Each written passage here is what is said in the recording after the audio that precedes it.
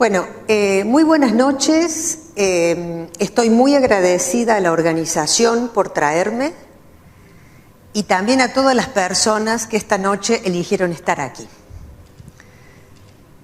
Cuando me hicieron la invitación de participar, lo que más me llamó la atención fue el nombre del evento, Puerto e Ideas. Me encanta la idea de puerto como lugar de arribo, como lugar de partida y un lugar donde se cruzan cosas que normalmente no se encontrarían. Creo que... acá estamos. Perfecto. Gracias.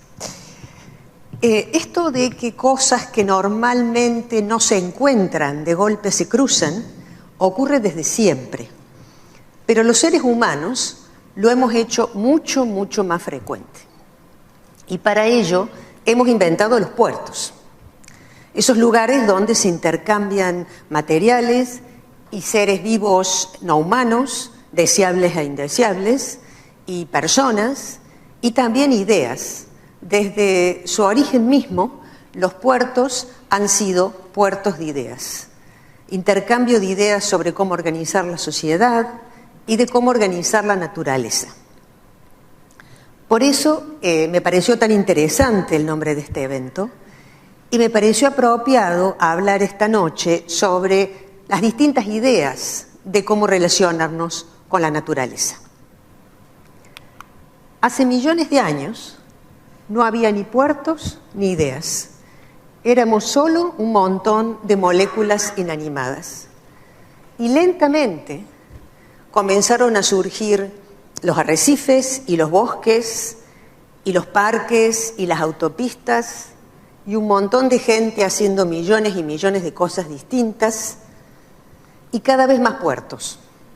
Puertos marítimos como Antofagasta, pero también puertos aéreos, puertos virtuales y muchas más ideas de las que ningún ser humano puede abarcar. Sin embargo, hay dos cosas que no han cambiado. Esta imagen ha recibido el sobrenombre de la bolita azul y ha sido criticada por excesivamente homogeneizante, por achatar la textura social de la humanidad. Y yo coincido con esa crítica, pero hoy la quise usar porque me parecía muy elocuente a la hora de mostrar dos hechos fundamentales. Primero, el hecho de que el planeta Tierra es un sistema mayormente cerrado. Salvo la luz del sol, prácticamente no entra ni sale nada. Todo se hace reutilizando los mismos materiales. Y segundo, lo compartido de la química básica en el planeta. Todos los seres vivos estamos formados básicamente de unos pocos materiales esenciales. El cuero de mis zapatos y el vino que vamos a disfrutar en el brindis de bienvenida dentro de un rato, y las florcitas del desierto, y las medusas abisales, y las cucarachas que se comen la basura en los microbasurales de la ciudad, y la basura misma, y toda la variedad de plantas y de animales y de seres humanos en el planeta, somos básicamente diferentes recetas combinando de modos distintos los mismos pocos ingredientes básicos.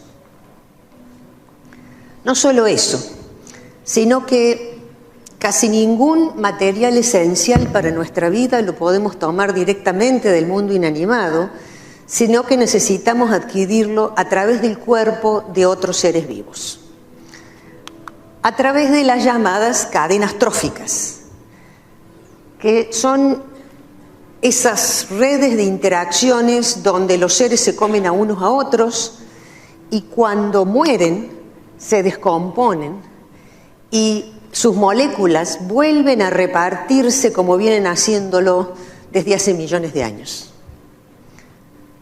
Parafaseando a Silvio Rodríguez, todo en el planeta se muere y rehace habitando el tiempo una y otra vez. Y hay más todavía. No solamente los ingredientes son en común, sino que las recetas no son tan diferentes una de otras como uno pudiera pensar superficialmente. La receta para hacerlas a ustedes, para hacer las florcitas del desierto, para hacer las medusas, no son tan diferentes como parecen, porque todos tenemos un único ancestro común y por lo tanto compartimos genes en distintas proporciones. Compartimos los genes que son esos algoritmos, esas recetas para formar nuestra materialidad. En realidad, todo lo vivo en el planeta está conectado, está entretejido, está entrelazado en un intrincado tapiz que llamamos simplemente naturaleza. Literalmente, estamos atravesados por la naturaleza. Estamos teniendo siempre conexiones e interdependencias profundas con el resto de los organismos vivos todos los días, aunque no todo el mundo lo tenga tan presente y lo tenga tan claro. Por eso, hace muy poquitos años, en 2019, terminamos un informe, después de un enorme esfuerzo, un informe que se llama el Informe Mundial de IPBES sobre la naturaleza y qué significa para la gente. Y este informe es muy importante. Y quisiera mencionar acá que está disponible de forma totalmente abierta para cualquiera que esté interesado en ese enlace. Este informe es muy importante por 3 razones. Primero, porque es realmente el más abarcativo en su tipo. Tiene algo así como 1200 páginas y es el primero que se mete en los detalles de cómo los detalles de la vida no humana se relaciona a las sociedades. Segundo, porque fue hecho por una gran cantidad de gente, cientos de estudiosos de muchos países, de muchas disciplinas y con una participación inédita de los pueblos originarios. Y tercero, porque es el primer informe de su tipo que fue explícitamente encargado y aprobado por la gran mayoría de los gobiernos del mundo. Entonces, uno esperaría que esta vez se lo tomen más en serio que informes ambientales anteriores. Y probablemente la conclusión más general y más importante del informe de IPBES sobre la naturaleza y la sociedad es que el tapiz de la vida se está deteriorando, se está deshilachando, se está destejiendo rápidamente en todo el planeta. No es mi interés aburrir a nadie un viernes a la noche con tecnicismos, pero me gustaría compartir algunas cifras. Algo así como 3/4 de la superficie de los continentes y 2/3 de la superficie de los mares tienen huellas humanas importantes.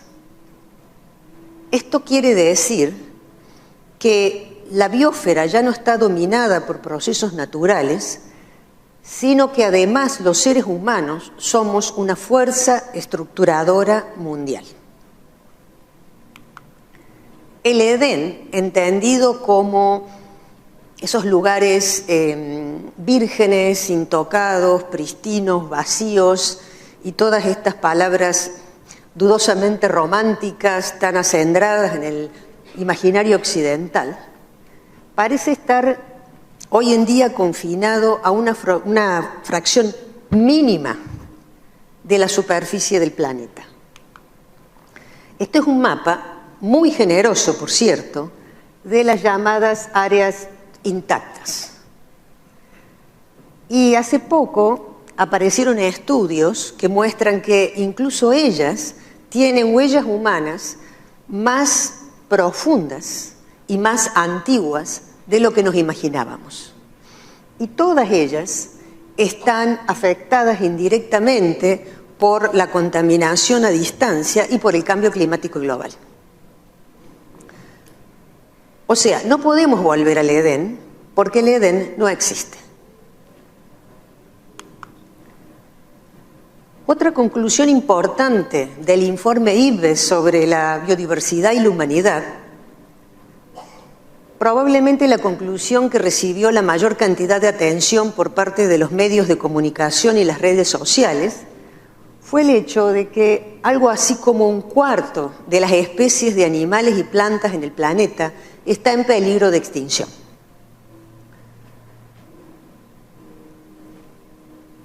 ¿Cómo llegamos a esa cifra? No sé si ustedes saben que no conocemos todas las especies que hay en el planeta. Estimamos que cuando hablamos de animales y plantas solamente estaríamos hablando de alrededor de 9 millones. Entonces, si extrapolamos cuán amenazadas están las que sí conocemos bien, como las aves, los mamíferos y las plantas vasculares, llegamos a una cifra de que algo así como 1 millón de especies de animales y plantas en el planeta, entre las que conocemos y las que no conocemos, estaría amenazada con la extinción. Y acá destaco la palabra amenazada, que no quiere decir condenadas a la extinción. Si esa amenaza se concreta en extinción, es algo que depende mayoritariamente de nosotros y mayoritariamente de lo que hagamos o no hagamos en los próximos pocos años. Y la velocidad de extinción es muy alta. Es la más alta en la historia de la humanidad. Es más, es más alta que el promedio en los últimos 10 millones de años. Esto conmueve a mucha gente, pero si a uno no la conmueve un montón de especies que no conoce y que probablemente nunca conocerá, quizás sí conmueva el hecho de que por esa relación tan profunda y antigua con el resto de lo vivo, el deshilachamiento del tapiz de la vida implica la pérdida de algunas cosas que son fundamentales para el bienestar físico, psicológico y social de la humanidad. Las llamadas contribuciones de la naturaleza para la gente. Las contribuciones de la naturaleza para la gente subyacen nuestra existencia material, la de nuestra y la de nuestros animales, regulan el clima y la distribución de agua en el planeta, tienen que ver con la mayor parte de las dimensiones de nuestra salud, subyacen a nuestra economía, son la base de nuestra economía, son la inspiración para la mayoría de nuestros descubrimientos y también son la base de las imágenes e historias que configuran nuestra identidad como miembros de culturas distintivas y como seres únicos e irrepetibles. Literalmente, no somos nosotros mismos sin la naturaleza. Y la mayoría de estas contribuciones no tiene sustitutos artificiales satisfactorios.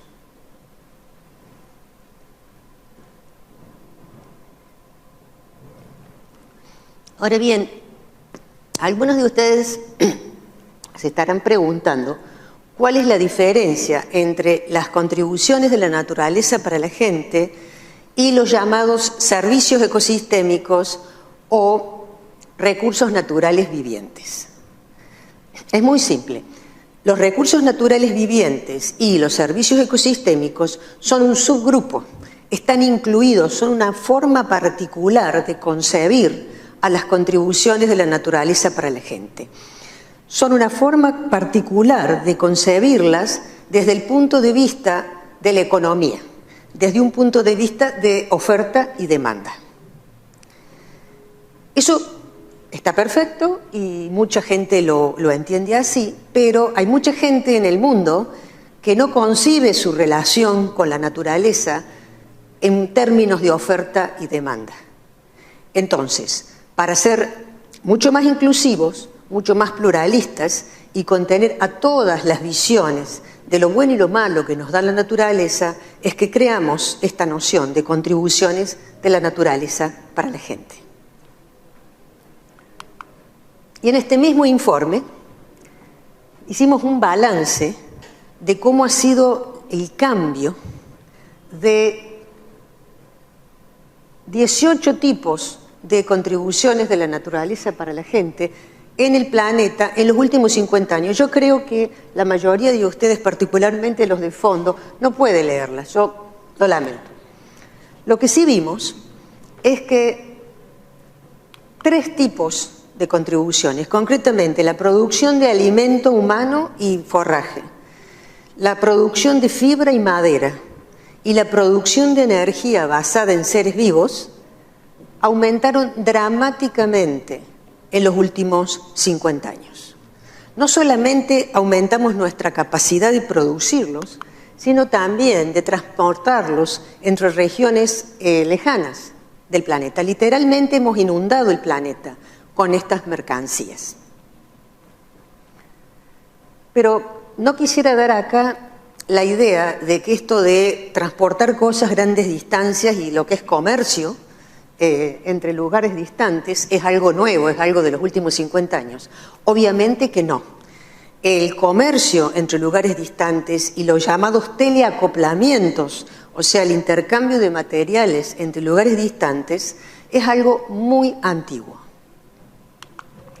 Por ejemplo, en un trabajo que a mí me gusta muchísimo, un trabajo bastante reciente, un grupo de arqueólogos liderados por el arqueólogo boliviano José María Capriles documentó 6 especies de loros tropicales amazónicos en los restos arqueológicos de una cultura preincaica del desierto de Atacama. Estos loros eran traídos del Amazonas y mantenidos acá y utilizados como objetos de prestigio y lujo, como mascotas y sobre todo como fuente de plumas de colores para la indumentaria de las clases dominantes. Atacama es un lugar fascinante, pero imagínense el suplicio climático del pobre loro.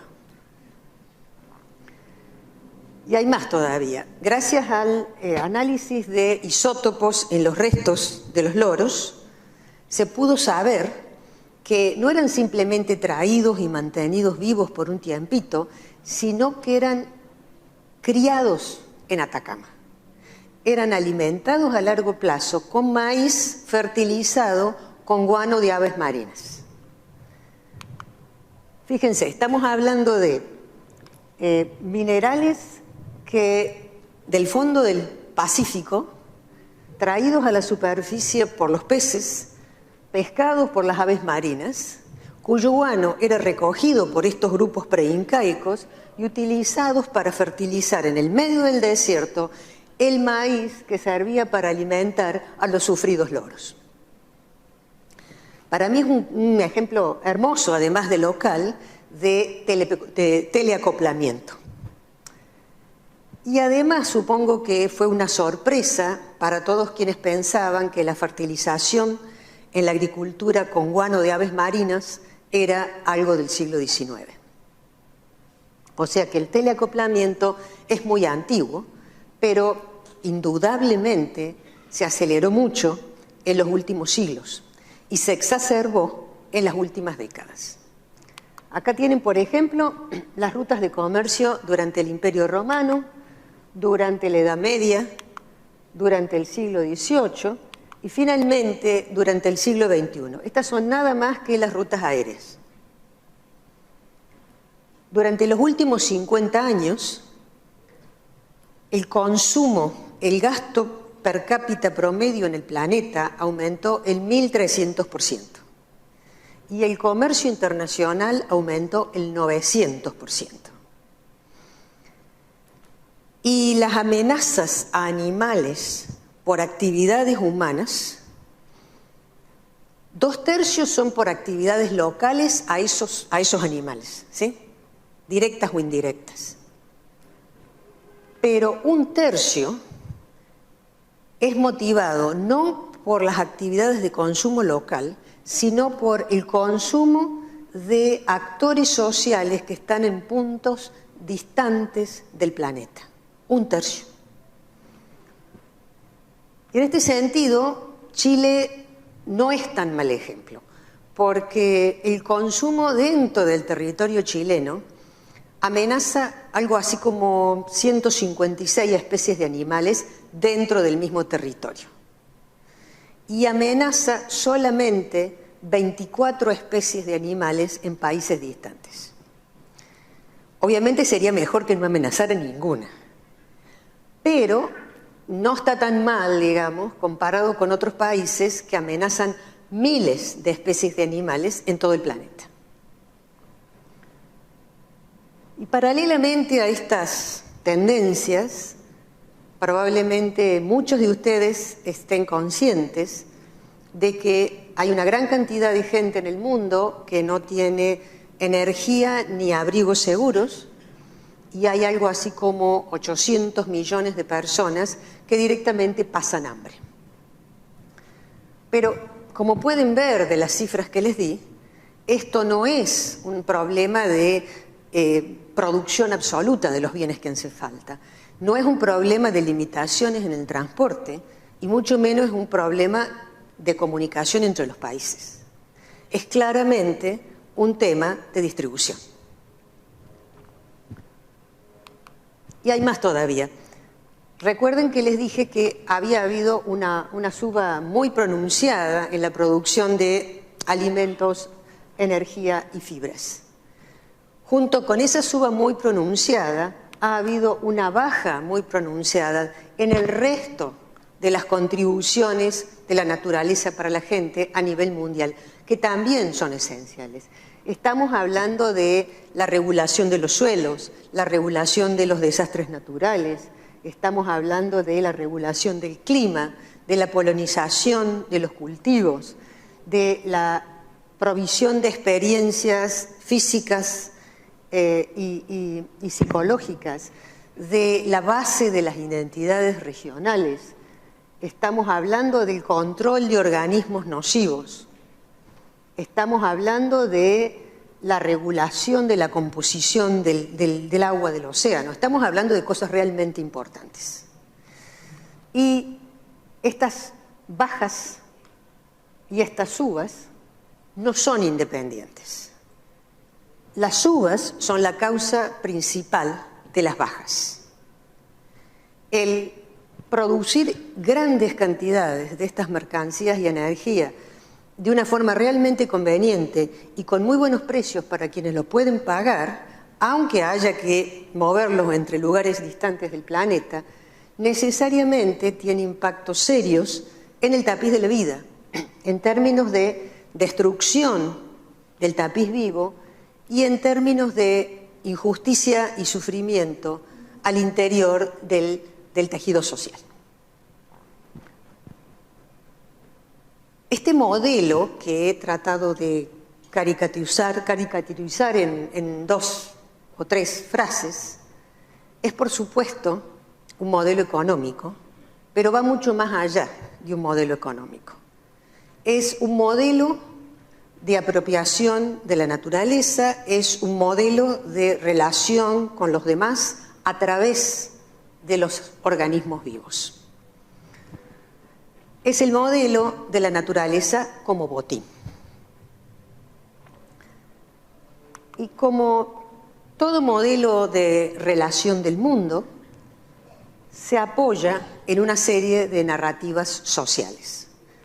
Las narrativas sociales son estas historias que a lo largo de las generaciones nos contamos a nosotras mismas y a los demás sobre cómo funciona el mundo, y ayudan a legitimizar, a explicar, a validar una forma de operación sobre el mundo. Y el modelo de la naturaleza como botín viene apuntalado por una serie de narrativas que desde el punto de vista de la ecología no resisten análisis. Son cuentos de hadas, o si prefieren una terminología más moderna, son posverdades. O, como le dirían en mi pueblo y en criollo, son mentiras. Una de ellas, una de estos cuentos de hadas, es que el crecimiento ilimitado no solamente es posible, sino que es deseable y estamos todos invitados a la fiesta.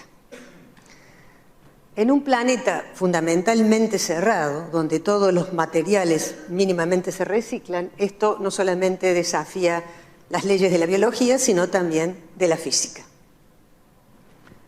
Porque estamos en un planeta cerrado y usamos todos los mismos materiales, la única forma de acumular cada vez más en un sector es que haya cada vez menos en otro. Y la única forma de que los desechos y los materiales indeseados no se acumulen en mi jardincito delantero es que le caigan a otro vecindario, a otra gente en un lugar donde no lo veo y no lo escucho. Otro de los cuentos de hadas que de alguna manera apuntalan el modelo es la idea de que estamos separados de la naturaleza, nosotros y el resto de la naturaleza, y que podemos separarnos cada vez más. Teniendo en cuenta que hoy por hoy, al menos, somos entes fundamentalmente biológicos, sabemos que eso no resiste análisis. Sabemos que hay una conexión evolutiva y una conexión ecológica en el presente, inevitable, nos guste o no nos guste, con el resto del tejido vivo. Y que los otros seres vivos, los cuerpos de los otros seres vivos, median todas nuestras relaciones sociales, nuestras relaciones de comercio, nuestras relaciones de parentesco, nuestras relaciones de poder. Y yo antes tenía un par de ejemplos de libro para mostrar esto, pero desde hace un par de años ya no los necesito más porque tenemos la madre de todos los ejemplos de esa inevitable conexión, nos guste o no nos guste, que es, por supuesto, la pandemia COVID. Dado que somos familia con el resto de los seres vivos, todos los patógenos y las enfermedades que afectan a otros organismos, a veces evolutivamente distantes y muchas veces geográficamente distantes, a través de las hebras del tapiz vivo y ayudados por nuestro fantástico trabajo en comunicar lugares diferentes del mundo, inevitablemente llegan y nos afectan, aunque estemos en el último piso del edificio más alto de una megalópolis. Y porque compartimos genes con muchos de los otros organismos vivos, lo que significa que compartimos enzimas y que compartimos también pasos metabólicos con ellos, todos esos desechos que son daño colateral de nuestra producción, que liberamos al ambiente, y todas estas sustancias que liberamos al ambiente para deshacernos de algunos organismos vivos indeseables, todos esos antibióticos, plásticos, disruptores hormonales, biocidas, metales pesados y muchos otros, tarde o temprano, inevitablemente, nos lo volvemos a encontrar. Vuelven hacia nosotros a través de las hebras vivas y se vuelven en contra nuestra. Y el tercer cuento de hadas es que el contacto con la naturaleza es un lujo que los pobres no se pueden permitir. La idea de que la destrucción de la naturaleza es daño colateral, indeseable pero inevitable, de la gran gesta humana por el desarrollo y por la producción de suficiente comida, alimento y energía para toda la humanidad. Uno no puede tener todo y el precio de este bienestar necesariamente es la destrucción de la naturaleza, salvo algunos sitios selectos a ser disfrutados por los pocos privilegiados de siempre.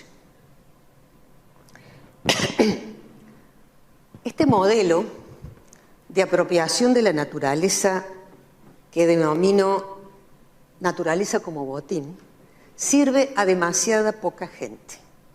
Genera inequidad, no como un accidente, no como un error, no como una excepción, sino que la generación de inequidad es sistémica a su funcionamiento.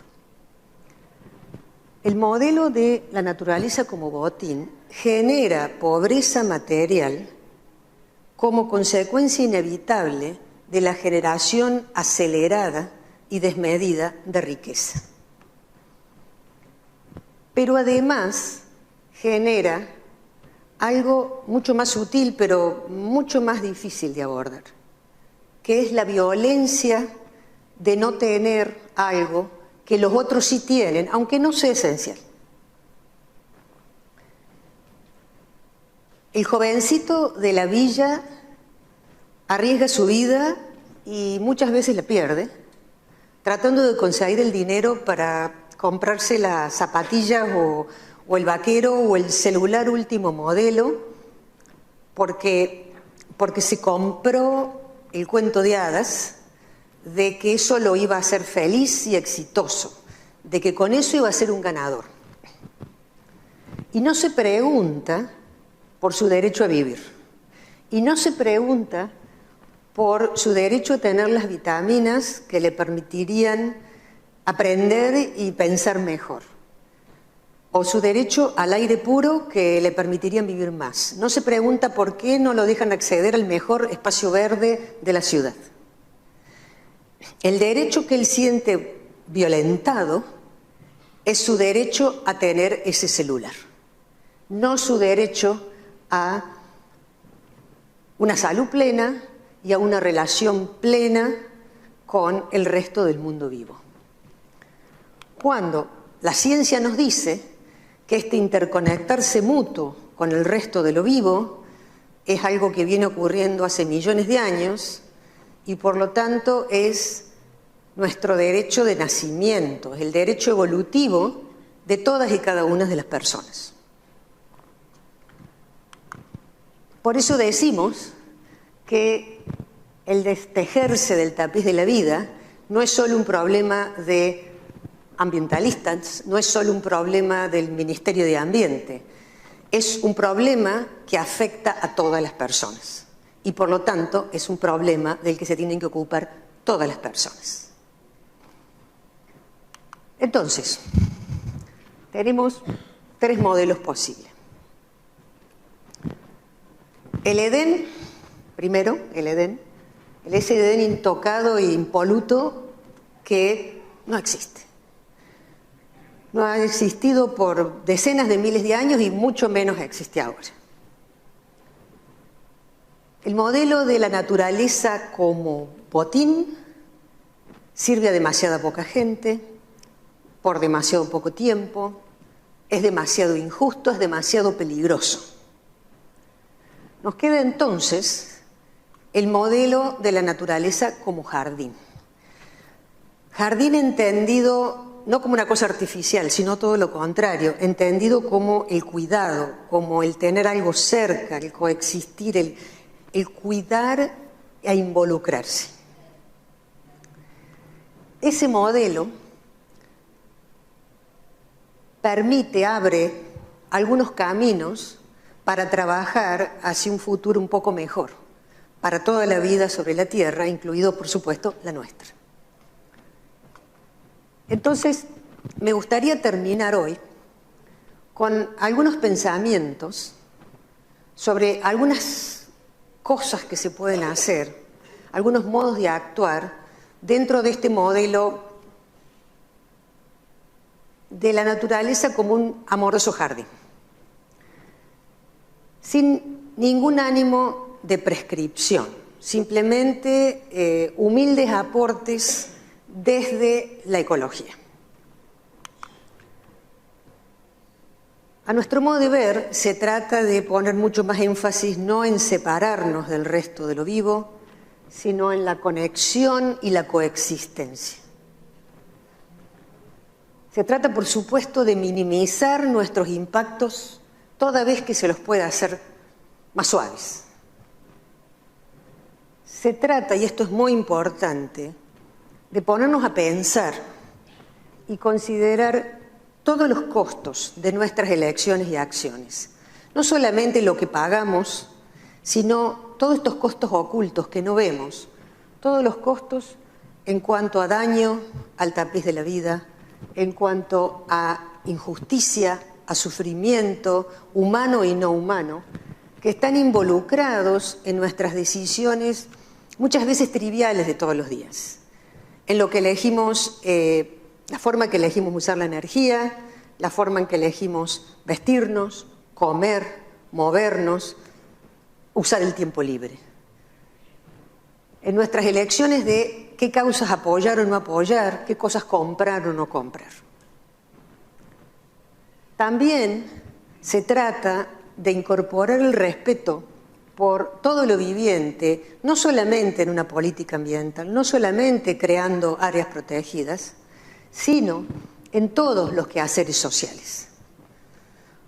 Hoy en día, cosas como los derechos humanos básicos, los derechos de las niñeces, cada vez más los derechos de género, ya no son una cosa, un nicho, sino que están incorporados en la legislación, están incorporados en las instrucciones de cómo hacer funcionar las organizaciones, en la educación, en todos los ámbitos de la vida, empapan todos los ámbitos del quehacer social.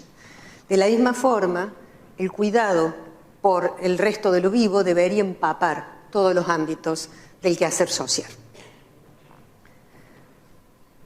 Y algo increíblemente anticuado, pero increíblemente importante, que es poner el bien común por encima de la ganancia rápida y desmedida de una minoría. Finalmente, y extremadamente importante, la acción colectiva. Obviamente hay un montón de cosas que cada una de las personas puede hacer para un futuro mejor, para todo lo viviente. Y es muy importante que lo hagamos, es imprescindible que lo hagamos. Pero la magnitud y la urgencia de los desafíos hace que estas acciones individuales, si bien indispensables, claramente no van a ser suficientes. Entonces se hace imprescindible la acción colectiva y coordinada. Y en todo esto contamos con la ayuda de la naturaleza. Contamos con la extraordinaria resiliencia de la naturaleza. La naturaleza es tercamente resiliente. Al mínima chance que se le da, la abraza. A la mínima grieta que se le permite, se filtra y avanza y crece y evoluciona. Lo único que necesitamos darle es una oportunidad. Muchas gracias.